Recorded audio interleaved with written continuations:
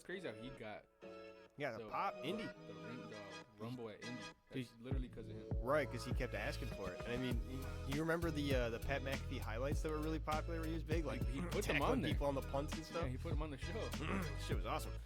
Fucking, This is sick. it's pretty cool. His entrance, though, he fucking, before we get to that, before we start talking about it, welcome to the Headlock, the podcast about everything wrestling and anything else we decide is related. I'm your host, Trash Can Jones. And your boy President.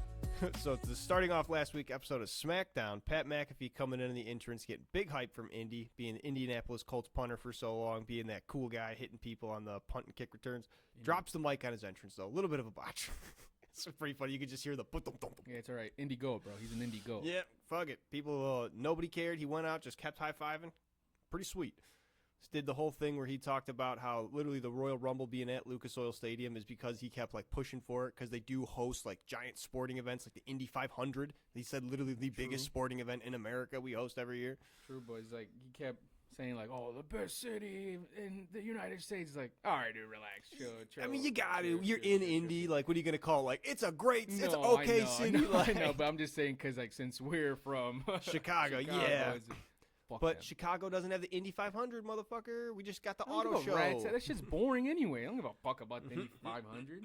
A lot of people do. It makes money. I hope my brother's watching this and he gets mad because I'm talking shit. That's why I'm talking shit, to be honest with you. Your brother like NASCAR?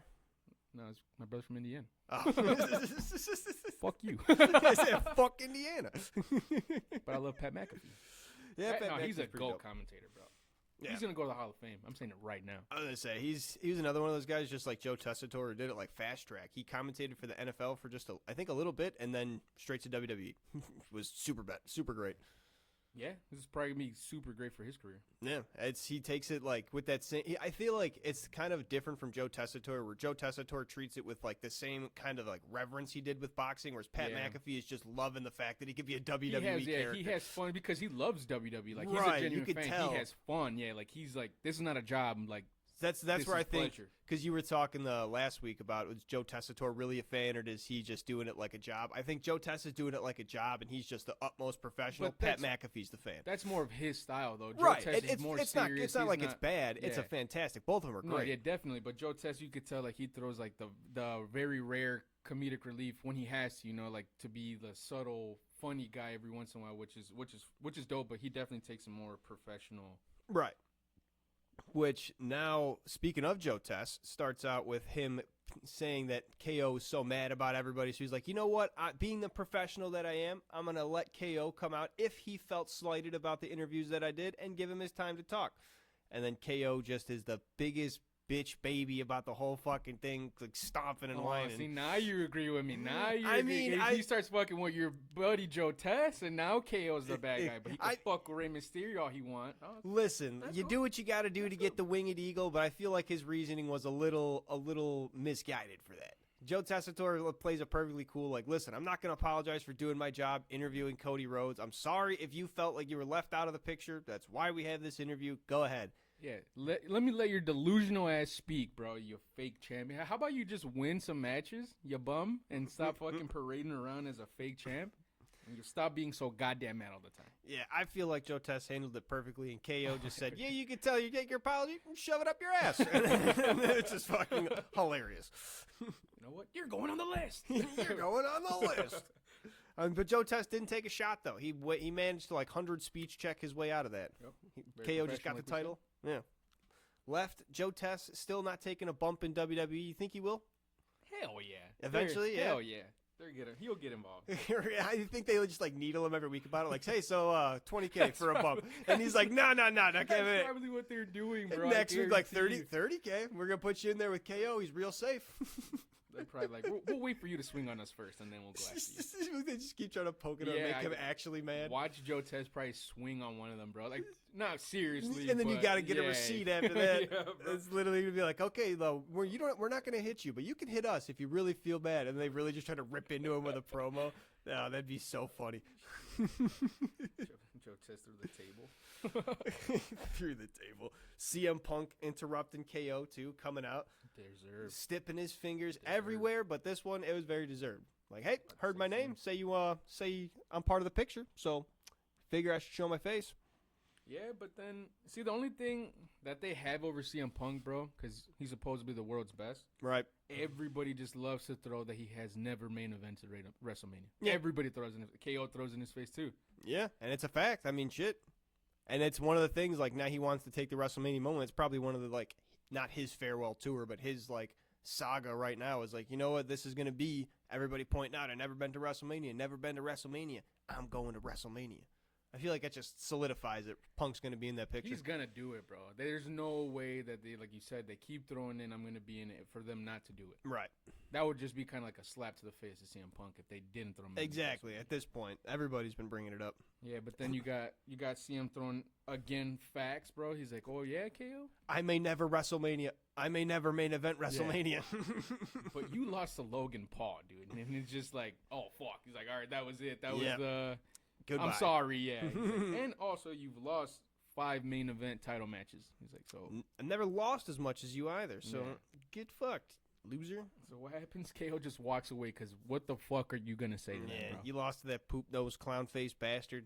You ain't got no fucking... No more clout. Poop face.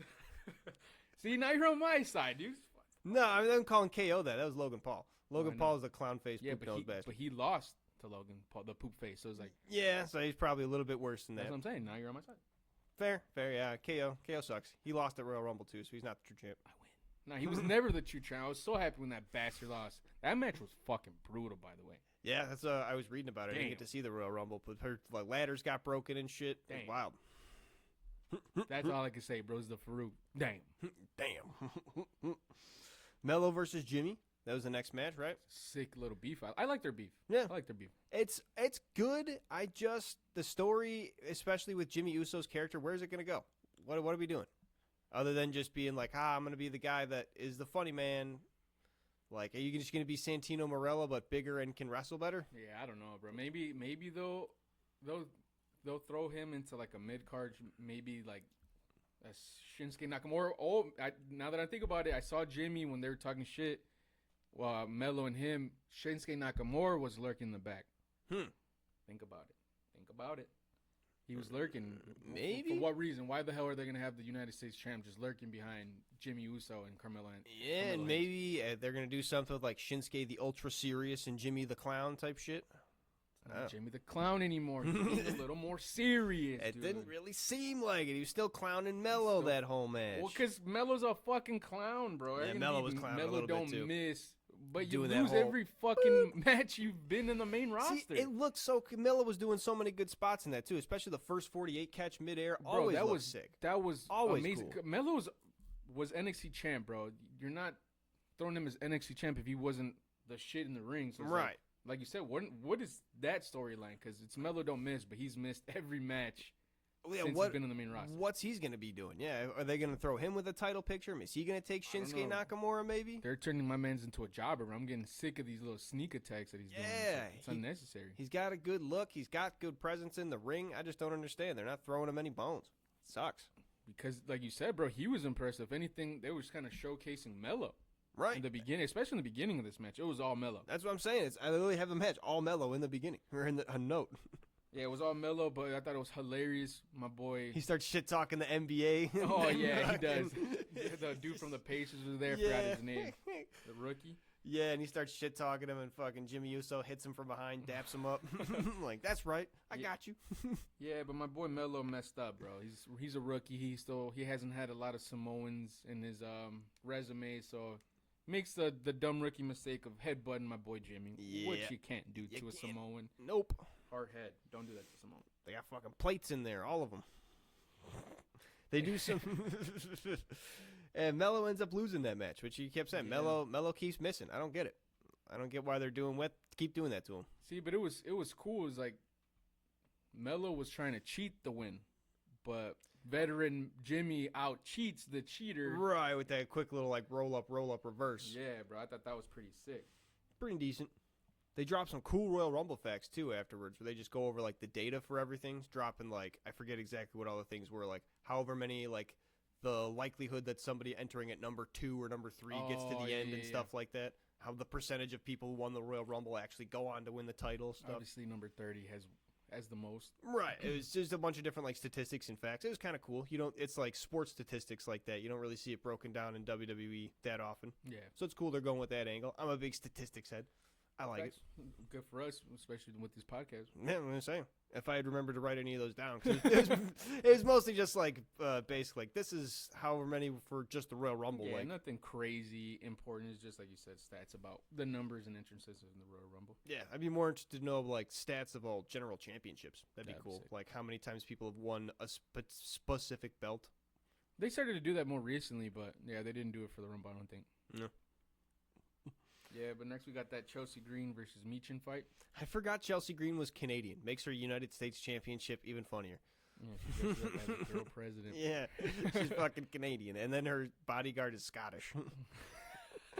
I didn't even think about that. Now that you say it, the most non-American you could be, which is just really funny to me. Good back and forth. They had a lot of reversing, a lot of like what you call it, roll-up reverses, a lot of just different like going back and forths. yeah, Decent. I mean it's cool. They're showing off both females. You know, Meechin throwing in her. She has a crazy fucking moveset, bro. Meechin, I really like it. She Except throws for it the in a lot. fucking long back attack. That move is just like the weird female five-knuckle shuffle. I don't get it. It's just Your weird. ball gets the 5-knuckle shuffle. It's basically just a female five-knuckle shuffle. She just does a twerk and then hiya. My wife- What you call it, Jacob Fatu move. My wife didn't like that very much. It's She was like, "Why did she just do that?" I was It's like, like- what the fuck am I supposed to know? I It don't doesn't know. make sense. It's not like Not you're my fault. powering up with that thing. It's literally just like the five-knuckle shuffle. But it's for girls. Ouch. It's true. Or the fucking people's elbow. Same shit. It's just a regular move and then she twerks before it. That's facts. Nothing special. It's a little boring. It's like it's one of like you remember John Cena's like fourth death move or whatever it was where he did like the back fist? You remember ever seeing that? That was very rare. Yeah. Yeah, he did it towards the end of his career and then dropped it immediately because it was so sucked. bad. Yeah. Yeah, I think he might have got it a in lot of Japan. backlash. Yeah. Yeah, he did. I remember hearing that. Yeah. But yeah, it's that same shit. Maybe you should just drop that one, Meechin. It's a funny one, and they like yelling out long back attack because the name's kind of clever, but fuck that. Nah, they're Get gonna outta keep here with doing it. They're gonna keep doing it. Hit it with like do a cartwheel afterwards or something like, and then hit it with it. Just give it a little more power because it's just some bullshit right now. Yeah, I know what you mean. Ugh. It had a really good finish though, Meechin and Chelsea. With Chelsea picking up the Meechin's kendo stick. Yeah, but it was kind of bogus. I mean, Meechin had it won. She was right. I mean, now that it's 2v2, and she has some backup now, she deserves to be the United States champion. But Piper Niven And say heel dragged champion. her off. Yeah, Heel champion. and Gotta then she, fucking cheat. smart. She DQ'd herself hitting Meechin with her own fucking kendo stick. If you ain't cheating, you ain't Smart. trying. Chelsea Green trying real hard to stay champion. With the little Eddie Guerrero, I fucks with it. I was gonna say it was pretty good, especially taking her own kendo stick and just turning that like I feel like it flipped a switch. Yeah, it Like flipped there up. she was wailing into it. It was like because you were talking about last time Chelsea Green like was she wrestled like Pentagon and stuff, so she's got that fucking Oh hell, that yeah, extreme in her. bro. It's Hell pretty yeah. sweet.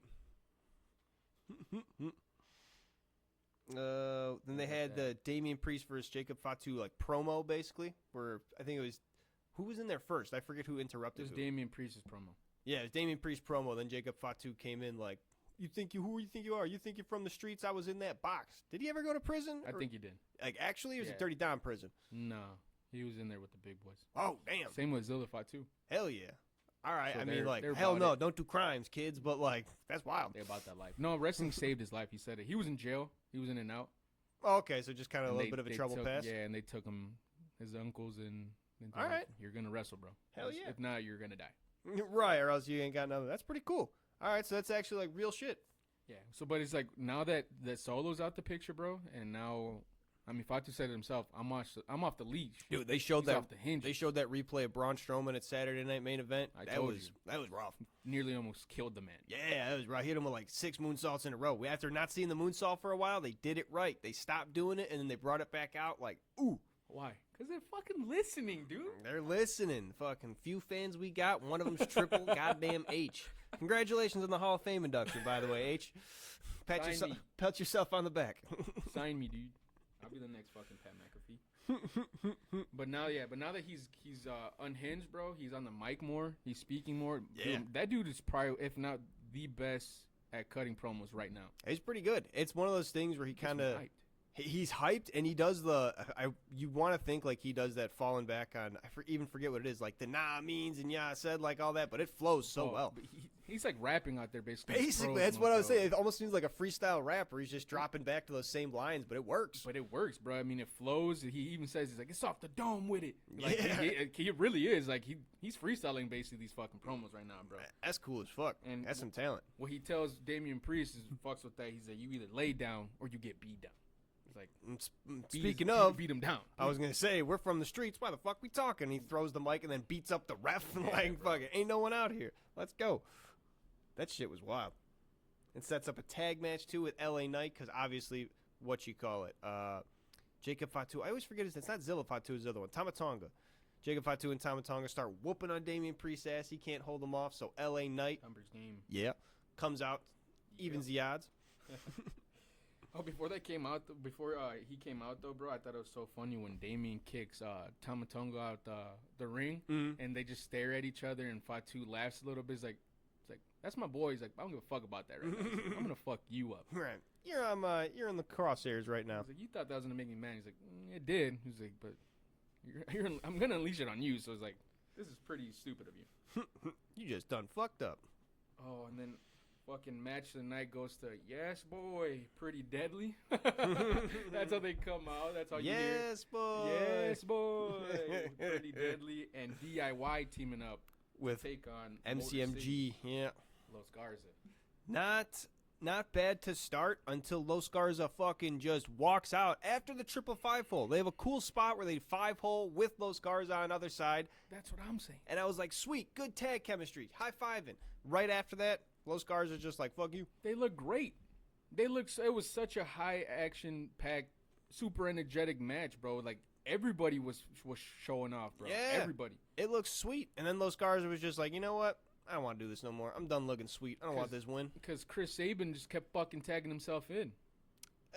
Was it he was tagging himself in, or was he just trying to like get in at the right moment? He was trying to get in at the right moment. Because it's that's like stealth why those tags. guys got mad. Yeah. Stealth tags win matches. Sabin wasn't doing anything to be like, right, take the spotlight or anything. He just wants to take the win, They had that little promo beforehand where who was it that was getting in Los Garza's head of like, oh, was it Santos Escobar? He's like, don't listen to those guys because Motor City's like, we're going to have your back. Don't try to listen, whatever. This guy is like, out here on your own. Like, we're going to help you. We're not out here for ourselves. Like, it's a team. And then Santos walks away, and then Motor City say the same things. Like, don't listen to him. Like, we're there to back you up. We're here for you guys. Like, we want to win this match. And fucking Los Garza didn't believe that shit, I guess. They're like, you don't want to win this match? We're fucking gone. So if anything, it's kind of looking like maybe Santos Escobar is not doing any good for Los Garza, bro. If anything, they should probably realize that, and they might end up dropping his ass. That's what I'm saying. Because what are they gonna see when Motor City like confronts Los Garza after that? Like, hey, where were you? We had to win that match without you. Now you guys don't gonna get credit for this win or whatever the fuck. Fuck you.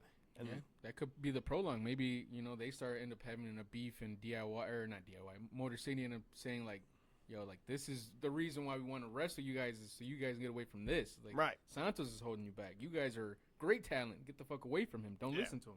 That's some shit. Motor City though, after the fucking power play, pulls that shit out. They start whooping ass on another level. What?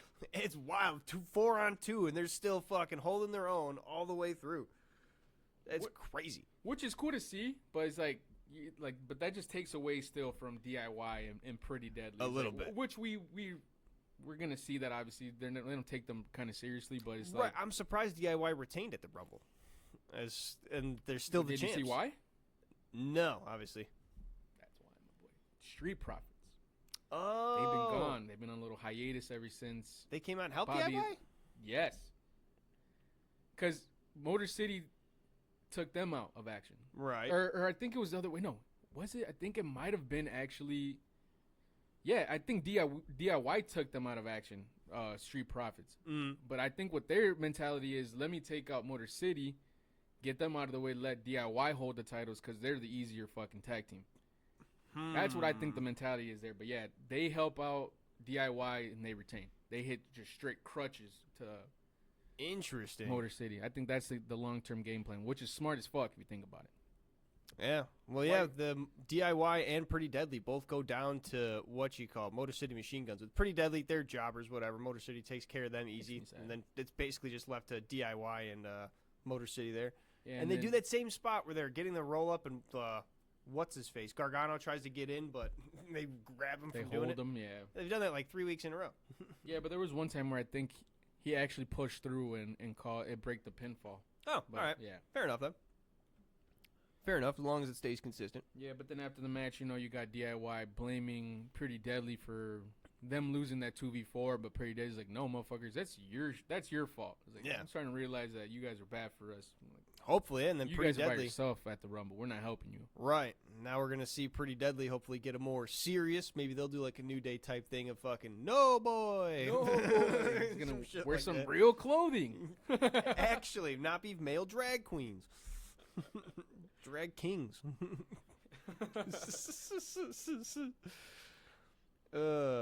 Then they have that little, not even vignette, but just like a little backstage shot of Tama Tonga, Jacob Fatu walking around, then Tama Tonga stops, looks at the tag titles. Just like, right in his fucking face. Bro, I love it when he does that shit. I got that, It's crazy. You got that Naomi versus Liv Morgan match. Was it Naomi or was it Raquel? No, it was Naomi, but it was Naomi versus Liv Morgan, but she walks out with Bianca and Liv walks out with Raquel. Yeah. Okay. Yeah, I just had that note messed up then. It wasn't a horrible match, but I felt like it was very lackluster until the very end. Like, I felt like it was super slow. Like, yeah, they didn't really had a good. They had like some back and forth, but it was just kind of a little bit of spot to spot. The only spot that I had a note of was they made a second rope lung blower. They called it. It was like she jumped off the second rope, basically hit her with a code breaker, but knees to the chest. Oh, that's sick. Yeah. Oh, that and I think the only thing that I had was like she had like a little piggyback stunner on Liv Morgan. Backpack stunner. They call it. That was pretty sick. Pretty good move. You always like the little like back bending moves where it gets the whole body. But yeah, until the very end, bro. The ending was cool. Naomi picks up the dub, but it's like a little counter roll up. Yeah, it just seemed very like unenergetic, bro. And I hate to say it, I feel like it was more on Naomi's side. Like I feel like she messes up a lot. Yeah, she's been messing up quite a bit. Like, she's known to like kind of botch spots in her career, so it's like maybe Bianca Belair has been carrying her along in these tag matches, and a little more than we realized. I mean, the week where I said that she pulled out the swanton and that bubble bomb, that was sick, bro. It's like, bring some more shit like that. Like, if you want, just keep mixing that shit up. It's like, yeah, maybe they're trying to make her do like moves that she's a little more uncomfortable with or something. Yeah, because she tries to hit like her specific moveset, bro, and she's just botching it. So maybe. Yeah, then after that we get the Miz versus Andrade at the next match. Pretty good fucking match. Pretty good, especially I gotta look up again. We keep looking up how old people are. How old is the Miz? Because he's still got the fucking moves.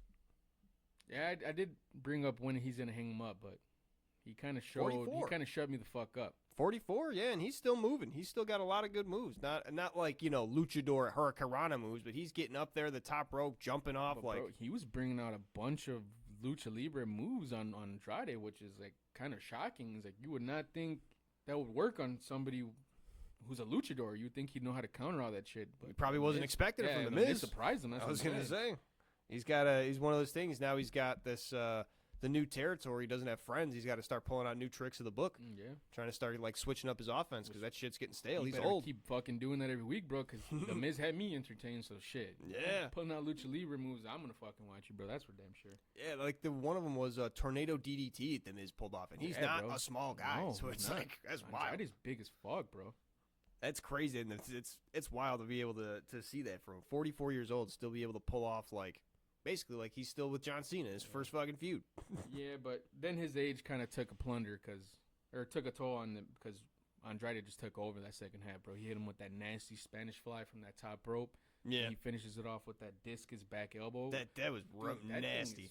Fucking gross. I don't know what Miz sold that too, just like a ooh. I don't know what he spit out, but Wade Barrett was like, "Oh, I think I saw Miz's tooth." But something did come out, and they didn't show the Miz's face at all after that. It so might have actually been his fucking tooth, bro. Yeah, that discus back elbow is fucking brutal, bro. Like, yeah, I want to rewatch like Andrade celebrating, because I want to see like if he looks back at the Miz and then like maybe changes his tune a little bit, like it's a little less happy.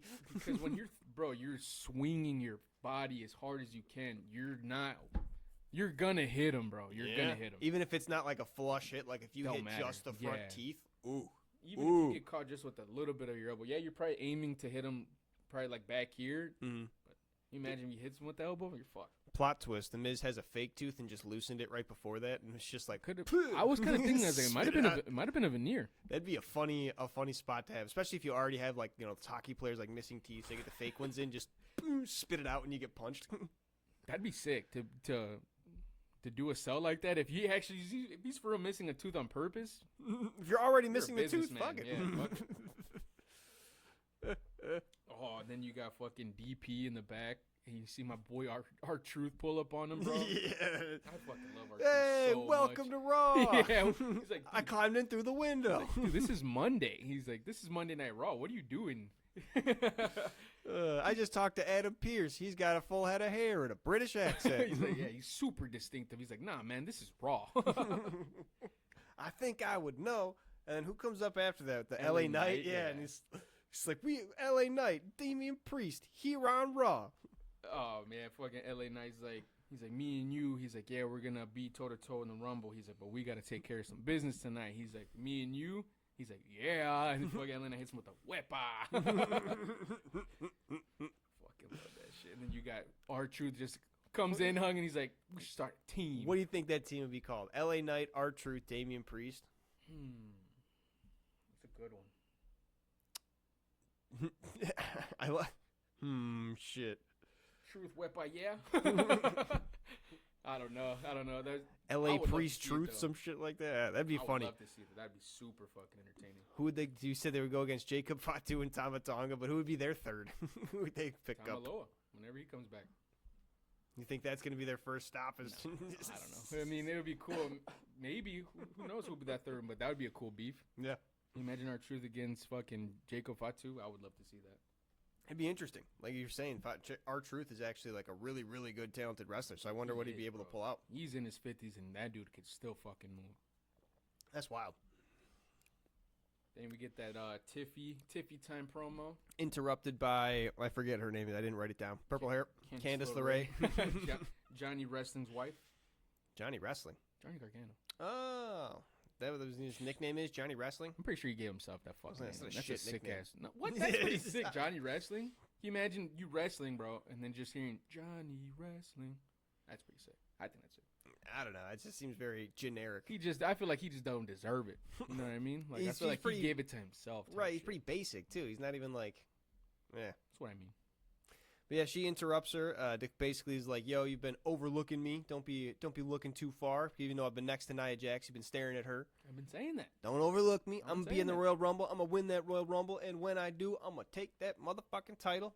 That's what everybody been saying. That's fucking delusional, but I mean, hey, she's around the ring. I mean, I'll give her that, but That's you go over fucking fucking delusional. stepping. Yeah, you're delusional as fuck too. Then if you think you're winning the Rumble, all these females, bro. You got Charlotte, Wu, Flair coming back. You telling me you're gonna take her out? I guess nobody is because she Nia got the Jax? win. No. Yippee! Yeah, she did. We're gonna Spoiler. see. We did spoil it. It already came out. He gives a shit. I was pretty upset about that too. I'm not gonna lie. And our last match of the night is the tag match that's just been teasing on. Jacob Fatu, Tama Tonga versus LA Knight and the DP. Yeah. DP, yeah. I was thinking, bro, going into this match, this is gonna be heavy hitting, super action packed, and I was like, I didn't get. It wasn't super like. It was kind of lackluster. Fatu started off just kind of strong. I think they wanted to like him take up like the lead in a lot of things, and he just kind of didn't do a Which whole makes lot. sense. He's going to be the new monster of the WWE, so I mean, yeah, you got to push my boy. But. Right. They just kind of did back and forth in the ring. They got to outside. Then Damian Priest tried to hit Fatu with a super kick, which literally doesn't even try to sell. Super kick is beyond dead. Put it in the dirt, 6 feet under, buried alive match.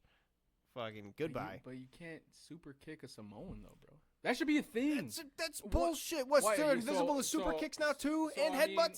So the headbutt doesn't hurt them, obviously. So why the fuck would a head kick hurt them? Because it's a different thing of like. It would hurt more from the head, obviously. If you, Nah, the head kick hits you in the jaw. You ever get hit? You ever seen like boxers that get knocked out and they just Well, turn I their mean, brain off when they get hit in the jaw it's that not one time? boxing, And it's just. though. But same with head kicks. Head kicks in I'm the just trying to UFC. defend the man, okay? I just don't want the super kicks to You ever die. see Holly Holmes knock out Ronda Rousey? She gets that kick Hell to the yeah, jaw, that and was she's just sick as fuck. face first. She's out. It just makes me sad, bro. Like, I love super kicks so much, bro. I know, same. I walk around sometimes fake super kicking my kids. Like, I don't want it to die, dude. I don't want it to die. Fake super kicking my kids. I'm getting good at it.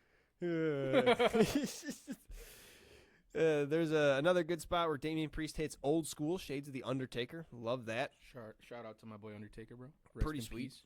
Pretty sweet. You get to see the big man tight roping, but instead of That the was classic sick, Old bro. School, he crossbodies him. Does a little plus one. Does a little twist of his own on I like that. Wepa. Sick. I like that. And there's one other cool thing from Damian Priest, because, spoiler alert, Damian Priest ends up winning the match for South of Heaven with the cool unstrap. Gotta end it with the South Heaven Strapless, of course. There's one cool-ass spot, though, right before he unstraps, where he's about to get hit by a baseball slide, rather, from Tama Tonga, and then just catches him right by the throat, stands up with him. Another very Taker-esque thing to do, bro. Right. And then he breaks out, and he's like, fuck it, strap off. Now I'm going to get your ass, pick you up, put you down. Which was a perfect person to do it on Tama Tonga's little ass, bro. Right. He's so energetic. He's so good at selling, so Yeah. doing it on perfect. If you were going to do it on somebody on that match, it was perfect to do it on him. Yeah, because LA Knight and Fatu got, like, clotheslined into the timekeeper's area, so they were out. on the thick table. But yeah, that'll do it for this episode of SmackDown. You got any other thing to say about it? This might be the first week where I could definitely say it took a little bit of a dip. SmackDown did, yeah. Which is weird right before the Rumble, but I say it's the lull, like right before the storm, because they're Fact. gearing up, like Right, right you're before right. the big shit. You can't keep gearing, you know. It's You're just right. Okay. they're further in the stories. They got everything set up. They still had more people declaring. So you just had, you know, like the day before. True, so they weren't going to do anything spectacular. Right. You're right. Makes sense.